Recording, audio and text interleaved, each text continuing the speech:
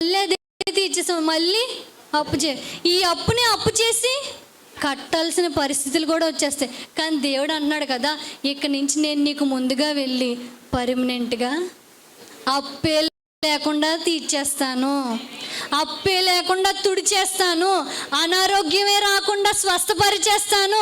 ప్రతి విషయంలో ఏ విషయం అయితే చికాకేసేస్తుందో, పదే పదే విసిగిస్తుందో, ఏ శత్రువు అయితే నిన్ను వేధించేస్తుందో, దేవుడు అంటున్నాడు కదా, నేను పర్మనెంట్గా తుడిచేయబోతున్నాను.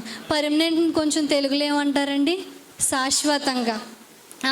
శాశ్వతంగా ఆ సమస్య నీ జీవితంలోకి మరెన్నడూ రాకుండా నేను తుడిచివేయబోతున్నాను. అలాంటి గొప్ప విజయాన్ని నీకంటే ముందు వెళ్ళి నేను నీకు ఇవ్వబోతున్నాను అని దేవుడు చెప్తా ఉన్నాడు.